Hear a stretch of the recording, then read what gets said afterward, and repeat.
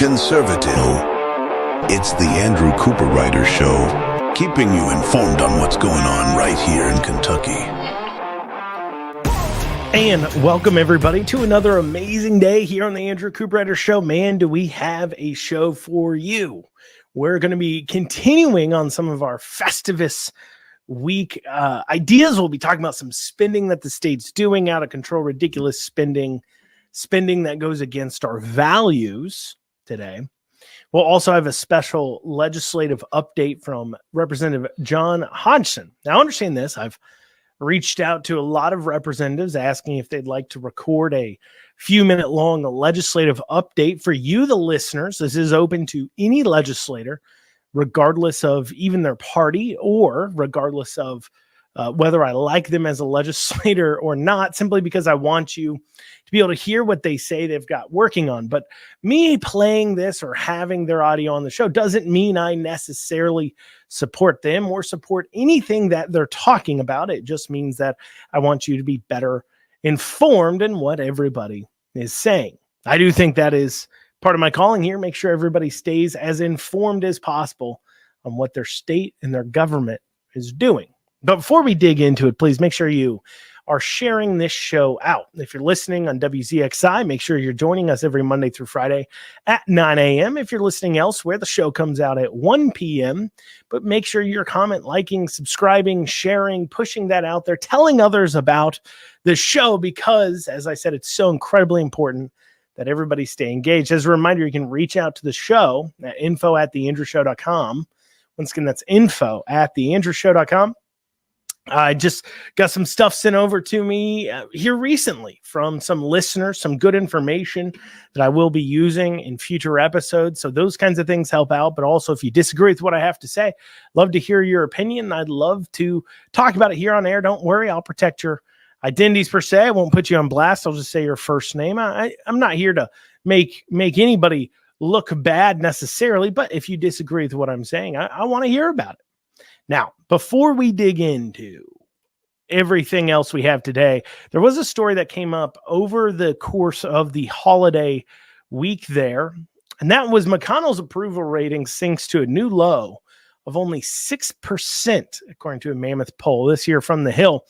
So Senator Minority Leader Mitch McConnell, here out of Kentucky, has apparently an approval rating of only 6%, meaning only 6% of Americans approve of the job he is doing. So essentially nobody approves of the job he is doing.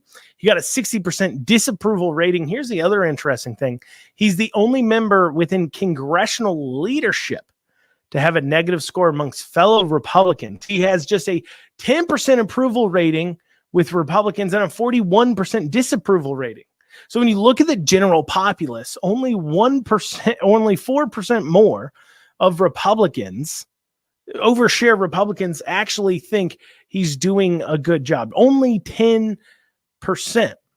And I bring that up just to point how out of touch some people amongst our so-called elitist Republican political class here in Kentucky are. You know, when I was there on election day at the party, the state party's party, election day party, where of course everybody won except Cameron, and during all the victory speeches, what did we hear? We heard people saying thank you to McConnell during those victory speeches. Almost everybody said, oh, I want to thank Mitch McConnell. Nobody said thank you, Rand, which we'll return to that in a second. But all of them pretty much said thank you, Mitch McConnell. Even Cameron thanked McConnell and McConnell's chief of staff, who delivered him his absolutely horrible loss. And so it just goes to point out they're out of touch. I mean, remember, recently we heard Mac Brown, outgoing former state GOP chair up until a few weeks ago, giving an interview. And McConnell came up and he said, yeah, I know some people don't like him, but he's done a lot of good things. Some people don't like him. Well, not just some people don't like him. Nearly everybody doesn't like him. I'd be curious to see what that approval rating would be just within Kentucky itself. I got a feeling it wouldn't be very high or even possibly lower. Now, for some of you that say, well, you know, they just don't like him because, you know, he's a common punching bag. They don't understand what he does, right? Remember, McConnell wrote the book, The Long Game, where he talked about how his politics is all about the long game for him. But however, what have we seen delivered to us under McConnell's leadership in the Senate? What have we seen? Well, we've seen nothing but abysmal losses to the conservative side of things. Nothing but losses on the Republican side of things. Now you may say, well, Andrew, we won the Senate at times. We had the House, we had the presidency. What do you mean by losses while McConnell's in office? I'm not just talking about losing elections. You can win elections, you can lose elections. It really doesn't matter if you don't get anything done. And McConnell has been absolutely key in ensuring that the leftist agenda, the far left agenda, marches on. I mean, take a look here. Let's take a look at House Majority Leader Mike Johnson, right? He just kicked off his tenure. He's got a 17% approval, only 31% disapproval. And amongst Republicans, he has a 37% approval, 5% disapproval. So only 5% of Republicans disapprove of what Mike Johnson's doing, compared to McConnell, who has a disapproval rating amongst Republicans of 41%.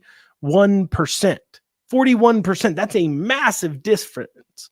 Apparently, the only people who disapprove of what Mike Johnson's doing is probably the people that say, one, he's kind of, why did we replace McCarthy to get Mike Johnson, right? But two, probably a lot of those same people are the ones who approve of the job McConnell is doing. Why?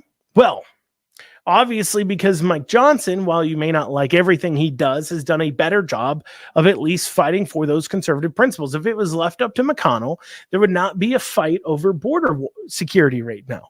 McConnell would be funding the Ukraine war clean on its own because he thinks it's the most important thing in the world, ignoring funding for the border. But Mike Johnson's continued push to say, no, we got to have the border stuff in there just goes to show what kind of having that conservative backbone can do. I understand you can't get it all at once. I understand you have to make compromises, but McConnell's done compromise so much of the quote unquote Republican platform and conservative beliefs that there's not much left to look at.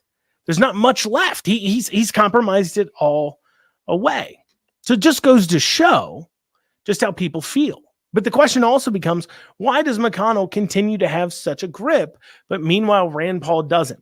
And this is one thing, and I've mentioned this in the past, where I wish Rand Paul would do more. See, over the years, McConnell has done a lot within the state to bring on the people that he agrees with to be candidates, whether that's funding them, providing them money. He's got a PAC that he gives money to people to, helping push them forward. I mean, take a look at our current constitutional officers. Removing Bashir, you have Allison Ball, who, remember, signed his paperwork to file for re-election in 2020. You have our new AG, Russell Coleman. He was used to work for McConnell's staff, and then McConnell got him appointed to that Western Kentucky District Prosecution. You have Jonathan Schell. He was the campaign chairman. He's the current agriculture commissioner. He was campaign chairman for McConnell in 2020. Michael Adams, former attorney for McConnell, worked with McConnell. And you just see it. It's all full of it, and that is because he's done a good job. Whether I agree or disagree with the results, for his purposes, he's done a good job affording the people that support him and his beliefs in the state. And with McConnell on the way out, we need to be thinking about who do we want to replace him? And more importantly than that, almost, calling on Rand, who will become the senior citizen. Yeah, they're all senior citizens. The senior senator from Kentucky to step up to the plate and start working in the same way McConnell did to ensure that people who support his values, which better represent the Republicans and conservatives in this state, are that people he supports and believes are able to get done what needs to get done win election here in the state. It's time for him to step up, and I hope we see it. Well, coming up after this, we'll be going over some of that spending. We're going to be mainly looking at, right off the bat, the salaries. We're going to take a look at salaries today. That's what we're going to dig into. So stay tuned with us here about the millions we're wasting in salaries for jobs that are just absolutely ridiculous. After this short break, you're listening to The Andrew Cooper Show. Remember, you can reach out to the show by emailing info@theandrewshow.com. We'll see you back here in just a few short minutes. And you are back with the Andrew Cooper Show. As I mentioned earlier on yesterday's show and earlier, this is kind of my Festivus week where I start going through some of the out of control spending. Yesterday's show, I was talking about some of the contracts. I went over $54 million worth of contracts that are an absolute waste, in my opinion, here in Kentucky. You can disagree with me. If you do so, email me, info@theandrewshow.com. Give me your feedback. Give me what you think I'm wrong on. But regardless, we have absolutely been digging into this yesterday, and we'll continue on that today. This time we're going to zero in on salaries, but very specific salaries. You see, I always said that Cameron's worst decision he made was not being able to conceptualize for the Kentucky voter what would be different about a Cameron administration versus a Beshear administration. And this is where it would be things like this, the salaries, the contract approvals, those kinds of things. Why? Because generally speaking, the way our budget system works here in Kentucky is that the legislators appropriate large pots of money for these individual departments to spend. They do not go down to the penny saying, okay, you can spend $10 on pencils, $20 on paper, you can spend this amount on this. No, they say, here's your budget, now spend it how you wish. They do sometimes have writers for special projects saying, hey, this is a special project we want done. Here's a certain amount of money for you to get that project done. Like with fixing our unemployment system, something that, oh, by the way, still hasn't been done. But the governor's administration ultimately has a lot of discretionary control over how those dollars are exactly spent, unless it goes against a rule created by the legislature. We'll be going into that here in a second. So I want to go through some of this because really the real problem with the governor's Beshear's administration versus Cameron administration is that Beshear spends money attacking our values. It isn't just that he's a far left liberal and we just leave it at that. It's that Beshear's a far left liberal who has access to the coin purse. He has access to your pockets, and they use that money to fund this crazy liberal agenda, this diversity, equity, and inclusion agenda. Maybe you've been hearing people talking about this more, but this idea that, of course, everybody's a victim other than straight white men, and that your skin color, your gender, your sexuality, so immutable characteristics, and then your state of mental illness when it comes to the transgenderism, of course, is somehow determining or somehow is important to the government and to how they operate. They got to make sure that black people and white people are being treated differently. It's not enough to just create the same programs, make them available to everyone, regardless of their immutable characteristics. No, they have to make sure that they take your money, then use it in racist ways. And so we hear about this diversity and inclusion. So I'm going to be going through some of these salaries, some of these people, what they work for, what their titles are, so you can better understand how they're using these dollars to attack us. Now, we're going to start off with a few universities. It's going to come up that we have universities here, and here's why. Public universities are a part of, and they are taxpayer funded. Recently I was talking about WKU. Some people saw that Twitter post talking about them spending ridiculous amounts of money or hiring lobbyists, and then the state approving that. The state legislature approving that. But, 25% of WKU's budget, it comes from you, the taxpayer. It comes from the general fund. That's why when they're spending money on this, we should call it out. Remember, dollars are fungible. If they have the money to be spending millions on these ridiculous salaries, well, then that's millions they shouldn't be getting. That is my humble opinion. But regardless, let's go into it. So first, we've got the Chief Diversity and Title IX Coordinator at the Northern Kentucky University receiving $156,817 a year. We have Assistant Vice President and Diversity Officer at WKU receiving $115,704 a year. Charles Holloway, Chief Diversity Officer at Morehead State University, $86,700. Executive Assistant to Senior Vice President of Diversity, Diane Whitlock, getting paid $82,416. Bruce E. the second, I guess he's the Director of Diversity, Equity, and Inclusion at Northern Kentucky University, $72,000 a year. George R. Galen, Assistant Dean of Student Diversity at Eastern Kentucky University, $65,664 a year. Diversity Services Director at the University of Kentucky, $59,040. And then, so that's the universities pushing for this DEI stuff being funded with your tax dollars. But then we have something else that's interesting. These next few here. Oh, sorry, that's not all. Sorry. A Supplier Diversity and Business Enterprise Coordinator, whatever that is, $54K at UK. A Diversity Education Director, $51,921 at University of Kentucky, and a Diversity Recruitment Officer at WKU getting paid $36,000 a year. Got to make sure, it's not enough that just whoever wants an education can get one at WKU. They got to make sure you have the right skin hue. We have a few others here. Associate Vice President for Institutional Equity and Equality, University of Kentucky, getting $139,399 a year. We got Brandon D. Williams, who's the Interim Director of Institutional Equity, getting paid $70,946 at EKU. So those are some of the university people, right? We got Ricardo Narazo Colon, I think. He's the Director of Student Inclusion and Leadership Development at Morehead State, $69,644 a year. So those are universities that are creating this liberal culture, and they're using our tax dollars to do it. If you're a conservative, your dollars are literally funding your demise as they create this quote unquote culture of diversity, equity, inclusion. What that really means is this culture of caring about skin color, caring about gender, caring about immutable characteristics instead of focusing on the person themselves. But it's not just in universities. The Court of Justice, the judicial system here in Kentucky, has 3 people with the title of Equity and Inclusion Coordinator, being paid $63,344, $54,330, and $52,905. Their official title is Equity and Inclusion Coordinator at the Court of Justice, at the AOC.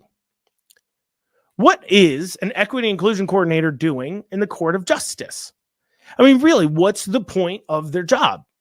What are they doing? Because let's think about this for a second here, okay? Let's say you're like, well, we want equity in hiring. What's that mean? Almost every judge is elected in this state. Not every judge. Every judge is elected in the state. So, you can't really have a diversity, equity, and inclusion in judges. They're elected positions. They're not hired. So then that comes into, well, how about the administrative staff? Well, we should be using these are this entity is funded by our tax dollars, and we should be using our tax dollars to hire the best people we can to do the job to the best they can. We shouldn't be caring about immutable characteristics. I can't say it enough. But yet, for some reason, our judicial system has 3 people in charge of making sure that they hire enough, I guess, Black people and women's and minorities and everything else. Not that it matters to the quality of the outcome. And what part of justice, last I checked, justice is supposed to be blind, but apparently not here in Kentucky. And this manifests itself, and this culture that's being created manifests itself like we saw in that ruling out of a judge here in Lexington, where they dismissed murder charges against a person because they said that the prosecutor's office has been charging Black people too much. And so therefore he's not innocent of murder, but we're just going to dismiss these charges because, well, we just think you're being racist. Never mind the fact the prosecutor, of course, is a Black female, but they think that she's racist and therefore they're charging Black people too much, of course. Ridiculous. But it's our tax dollars funding that, destroying our own society here. We've got, and then you turn to our Board of Education. Okay, so this goes into our public schools, right? So the Kentucky Board of Education creates this DEI toolkit. Outside the millions of dollars it costs to develop the toolkit and then disperse it out. So now you're infecting our public schools with this thought process of staring at a student's skin color and gender and being the only thing you care about, instead of ignoring that and putting that to the side. And why that becomes such a problem if it isn't self-explanatory, is we can look at conversations that school districts like Fayette County is having. Recently, Fayette County schools said, hey, we discovered that minority kids are being punished at a higher rate for being late to school. So let's look at changing our late policies. Attaching the inability to show up to school on time or at all to a person's skin color removes your ability to solve the problem. Because the real problem to fixing this wouldn't be to look at their skin color. You would ignore that. You would say, are they not getting to school on time? Are they late? Are they not showing up because they're coming from a single parent household? And that's where we need to address these resources. We need people, to knock on the door and make sure that they get their butts on the bus because maybe the single parent's at work, so the kid has to put themselves on the bus and they're falling short. We don't want that parent to have to leave work. We want them working and being able to provide for their family, path to dignity. So let's do something simple like knock on the door to make sure the kid is showing up to school. But instead of proposing a simple solution like that, they say, hey, let's just allow minority kids to show up to school late or not at all more than white kids, which is nothing but racism, and forwarding these ideas, your tax dollars. Your tax dollars. And we'll be looking at what kind of salaries the Board of Education is handing out here, and the overall effect of these salaries this waste is having yearly on our Kentucky taxpayers. After this short break, you're listening to the Andrew Cooper Show. We'll see you back here in just a few short minutes. And you are back with the Andrew Cooper Show, your source for Kentucky politics. So before the break, we were talking about the State Board of Education paying out these big, massive salaries to these coordinators to make sure that the public schools have the proper DEI things in place, to make sure that our public schools are judging people based upon their skin color and gender, and then adjusting the standards for people based upon simply immutable characteristics like that. Absolutely ridiculous. A racism and bigotry of low expectations. So starting us off, we have the director, the main deputy commissioner, the person in charge of the DEI program for the state of Kentucky, Thomas Tucker, being paid $160,000 a year. It is so important to the Beshear administration that we judge school children on race and gender. It's so important to them that we make sure that if a kid walks in and says, I think I might be a girl and I'm really a boy, that we hide it from the parents, or we make sure that we reinforce those ideas. It's so important to them to not address the looming issues gathered through those kinds of pushes, those kinds of liberal ideology pushes. It is more important to them to go ahead and push out these toolkits that say things like, if a kid comes to you and says they're struggling with their gender identity, something that the school is probably causing, you don't tell the parent about it. No, you should hide it from the parent. That is the toolkit that people like this have put out here in Kentucky.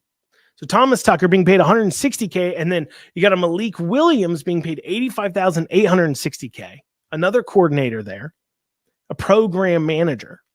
Now there's another guy by the name of Damian Sweeney that is also listed as a part of the leadership program there. I couldn't find the salary for him anywhere online. I don't know if he's left or if they're hiding it, because they attempted to hide this too.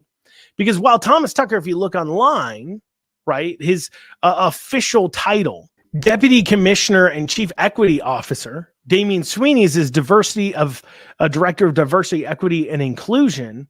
And then Malika Williams is Diversity, Equity, Inclusion, and Belonging Coordinator. While you look at that, when you see their actual titles listed on the public searchable salary search, what you find for Thomas Tucker, for example, is KDE Deputy Commissioner.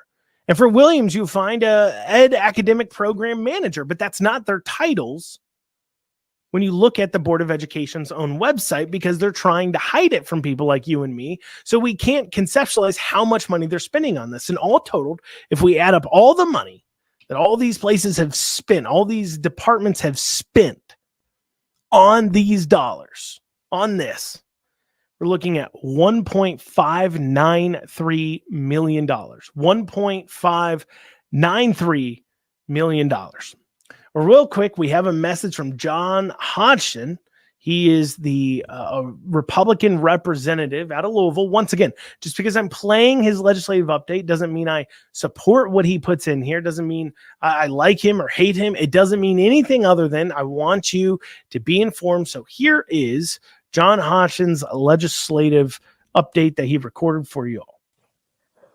Hello, this is John Hodgson, State Representative for District 36 in Eastern Jefferson County, coming to you with a 2024 legislative preview.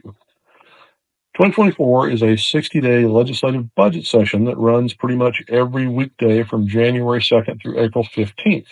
The Constitution requires us to produce a balanced budget every 2 years, and that's going to be job one. And it'll be accomplished, frankly, with or without any meaningful cooperation from the governor's office, as it has been the last couple of budget cycles. My main goal will be to continue to shrink the cost of government and put our state on firm financial footing with strong budget reserves for a downturn, reduction of debt, paying down pension obligations, and reaching the financial targets required to reduce the state income tax another 0.5% in 2026. I worked all summer and fall to write and present several key bills to the interim joint committees, and they will be officially filed the first week of session. First, BR 26 is a bipartisan electronic privacy bill that covers several dangerous emerging technologies. 5 provisions. First, places limitations on the exploding use of license plate readers, outlawing the sale of the captured data and the retention of that data beyond 30 days, except for felony prosecutions and court orders. Second, it prohibits the government or your nosy neighbors from using a drone to spy on your private property, with enumerated exceptions for legitimate uses and, of course, your permission. Third, prohibits the non-consensual dissemination of artificial intelligence deepfakes of your image or voice and makes it a Class D felony if such dissemination is harmful to a person, their reputation, or their election. This is especially critical to get in place before the 2024 elections, where it's anticipated that nefarious use of such deepfakes will be made. Fourth, prohibits placing a non-consensual electronic tracking device on your person, like in your pocket or in your belongings, to track you somehow for some reason. Fifth, prohibits governments and employers from coercing individuals to accept implantation of an electronic tracking device on their body known as human microchipping. This is a process we've used in America for pets for some years. And believe it or not, 50,000 humans in Europe have consented to implantation of an electronic device to track them. We don't need that here in America, at least not coerced. BR 24 is a voter roll cleanup transparency bill that compels the Board of Elections to produce an annual report listing every address in Kentucky that contains a registered voter without any personal identifying information, and provides a web portal to report anomalies for investigation, like multiple families registered at your home or multiple individuals registered at a gravel parking lot. BR 25 provides for the post-election ballot count audits in every single county. The Attorney General will randomly select a single ballot tabulator in each county and one race on that tabulator for a public witness human eyeball recount to compare to the printed election night tally sheet. Any discrepancies would trigger additional AG investigation in conjunction with their current post-election audits.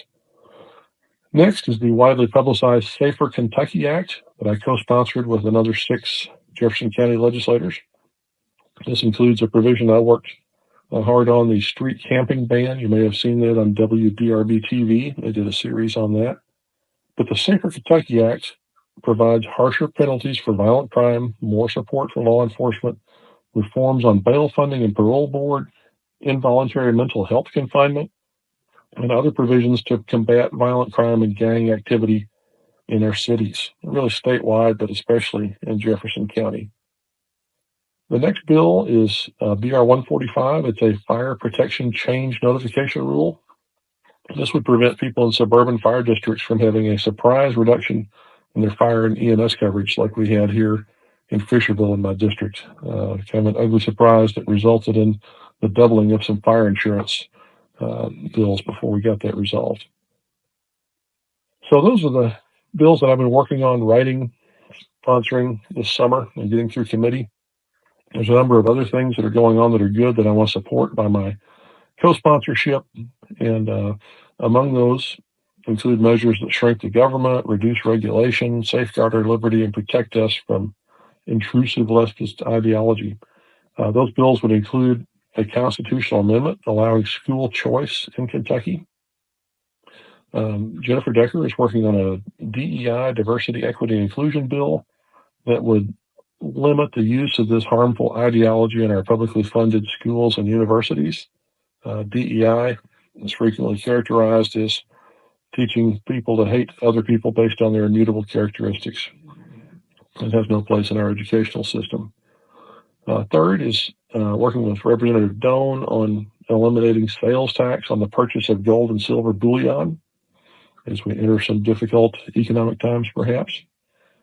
Fourth, working with other representatives on restrictions that prevent China and nations hostile to the United States from acquiring strategic assets here, like farmland or land near military bases.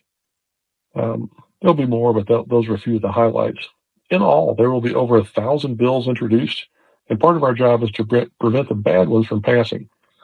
Included in that list of bad ones for me are red flag bills and generally anything that grows government control and surveillance over its citizens. And of course, anything that spends excess money. Like last session, there will be hundreds of bills that pass, about 85% of them with overwhelming bipartisan majorities because they're taking care of problems that there is broad consensus on correcting. Very few of those bills will be covered by the media, but they are the core of the legislative work every year. So, as a citizen, please stay alert for updates, read up on the bills that get filed, be active in contacting your legislator about issues of vital concern to you during the session. That input does make a difference. Thanks for listening. And that was a message from John Hodgson. Hopefully you learned something there. We might dig into some of his bills here in future episodes. But we're running up on a break here. You're listening to the Andrew Cooperrider Show. I'll see you guys back here in just a few short minutes. And you are back with the Andrew Cooperrider Show. We've been going over some out of control spending. We're going over the diversity, equity, and inclusion spending in salaries alone that the state has done. Spending $1.6 million in salaries for people who all deal with diversity, equity, and inclusion. That's probably not nearly close to all of it. Because it gets iffy. So like when you look at the Board of Education website, you see that there's coordinators, regional coordinators, but they work for other school districts. So the real figure's probably in the tens of millions that they're spending on developing these programs and the employees, but just people who have diversity, equity, and inclusion in their titles, $1.6 million in taxpayer salaries. Absolutely out of control. And I wish, like I said, I wish Cameron had been able to conceptualize just how big the problem is, why having a liberal governor means so much to people who have Kentucky values, because when you have a liberal governor, he's taking your tax dollars and spending them to attack your liberal values. But that's not the only place I want to talk about of potential waste today. I actually have something kind of interesting I want to share with you. So there's something in Kentucky called the Kentucky Entertainment Incentive. And this is a tax credit system that Kentucky offers to filmmakers, movie makers, people in the arts of media to come and film and perform and make their films and TV shows here in Kentucky, to make it here in Kentucky. Now, there is a few thoughts on this. And one, this is a fairly large entertainment incentive package. It depends on how you look, obviously, at tax credits. Some people look at tax credits as not government spending. Some people look at tax credits as saying, oh, look, that is tax money you would have brought in anyways. Now you have to pull in more money from elsewhere in order to make up the difference. So that means you have to tax others more in order to offset this tax credit. The way I look at it is this, is what the government's spending money on or offering incentives on, is that hitting your pocketbook, right? Does that affect you, the taxpayer? And anytime you hand out economic or entertainment, in this case, incentives, any kind of incentive plans to private companies where they don't have to pay certain amounts of tax dollars, well, that in turn becomes quite a question of, is that worthwhile? Because if you're trying to make ends meet in the government, well, you gotta tax now other people more to make up the difference.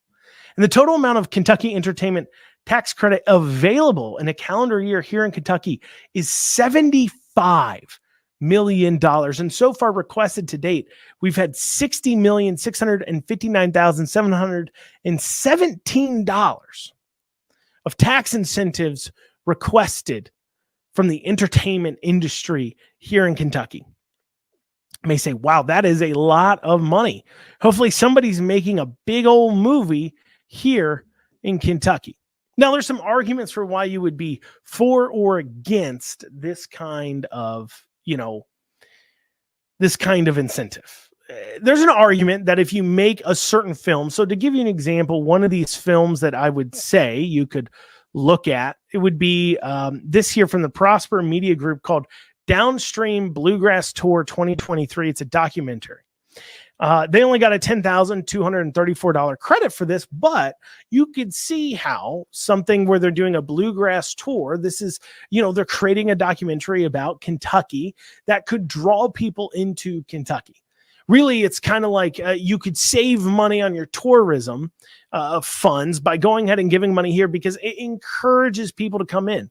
The state of Kentucky doesn't have to make a documentary or programming to encourage people to come visit Kentucky if something like Downstream Bluegrass Tour 2023 does it. So an argument could be, I'm not saying it's right or wrong, I'm not saying government should be involved in this, I'm just saying an argument could be that by offering these kinds of incentives out, you're able to get films made, TV shows made that encourage people to travel to and visit Kentucky. That creates jobs, that creates economic opportunities for people, that creates tax revenue. So it's worth it. It's a quote unquote investment now. I hate saying the word investment when it comes to government because government doesn't invest, but offering these tax incentives is a investment now in order to move into the future, offering and figuring out and creating more revenues in the future, specifically in our tourism. So if that's your thought process, this has to benefit Kentucky some way.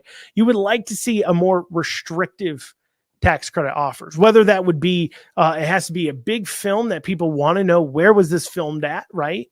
Like Lord of the Rings, a lot of people know it was filmed in some pretty picturesque areas of New Zealand, which, obviously people see those rolling hills, things like that. They say, oh man, that looks like a beautiful country. I want to go check it out. Right. So maybe if it's a big film like that, that could really attract in people to visit Kentucky. But let's look at some of these projects and ask some important questions about whether or not they should be getting a tax incentive for doing this.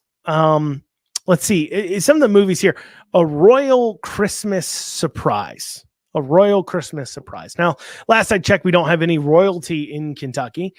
This isn't a movie I potentially have really heard of. So perhaps it may bring in some people, but A Royal Christmas Surprise was worth $208,863 in potential tax credits. I'd love to know how they believe this will bring people into Kentucky. I'd love to know. But we continue. That's just a small example.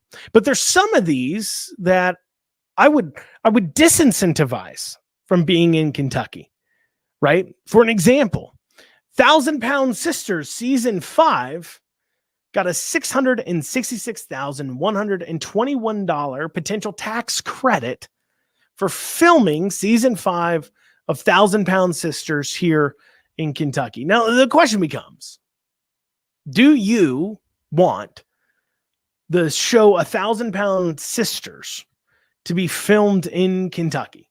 I've actually never seen the show. I've heard of the show, season 5. I don't know if they live in Kentucky, but if they do, fine. Okay, you film it. I'm not saying the government should stop them from making the program, but I'm asking the question. Do you want Kentucky being known for the 1,000 Pound Sister seasons? Do you want the Kentucky being known as a place where the 1,000 Pound Sisters is being made? I don't even know if it's being filmed here.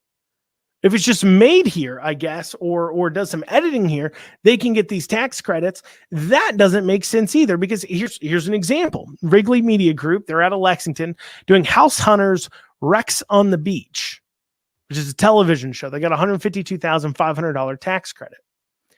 Now, while Kentucky has many lakes with wonderful beaches, I don't particularly think that Rex on the Beach is being filmed in Kentucky. If I have to imagine, House Hunters, Rex on the Beach is probably looking at people looking for houses on the beach that are probably Rex. And so they plan on, I don't know, flipping them or improving them or building them up, whatever. Probably on the beach. And when you think of the beach, you're thinking of the ocean. So I'm going to guess that House Hunters, Rex on the Beach was mainly filmed on the beach. What are they doing in Kentucky, Wrigley Media Group, other than just simple editing jobs? Maybe they're filming some B-roll, so on and so forth. How will this bring people to Kentucky? How does this tax credit of $152,500 benefit Kentuckians? It's the government. What they're doing should benefit Kentuckians. That may benefit that one business. It may benefit a few employees working at Wrigley Media Group, where now they can, they hire people here, or they can afford to do things cheaper, right? Don't get me wrong, that benefits that business and probably some slight individuals. But why is it government's role and responsibility to do that? I own several businesses. I employ around 30 employees. If we're just giving out tax incentives to people that just employ people, well, everybody should be lining up that owns a business. But that's not what they're doing. They're trying to do this specifically to attract the entertainment industry. But the question is, once again, if it's not bringing people to Kentucky, what's the use of it? And that brings me to, I have questions about 3 productions in particular. I've been limited on the amount of research I can do to figure out what these shows are about, simply because I don't want to not open myself up, but I don't want to, I don't want to go into the deep, darkest places of the internet to figure out what these are about. But there's 3 films called, or television programs, they're called, or films called Sassy Maids 1, Sassy Maids 2, and Sassy Maids 3. 3 different films that are getting a combined potential incentive of $3,380,000 each. So about $10 million total in tax incentives to have Sassy Maids 2, and Sassy Maids 3 filmed, made, produced, I guess, here in Kentucky. I have to ask the question, is Kentucky giving a $10 million tax incentive to a company to film pornographic material here in Kentucky? That's a $10 million question. I'm not going to figure out the answer to it. You're welcome to try to figure out the answer to it if you want to deal with that. But I think we got to be asking, $10 million for Sassy Maids 1, 2, and 3? Come on. Let's ask some more questions. Well, y'all, that's what we got time for today on the Andrew Cooper Show. Thank you all so much for joining me. We'll see you back here tomorrow for the next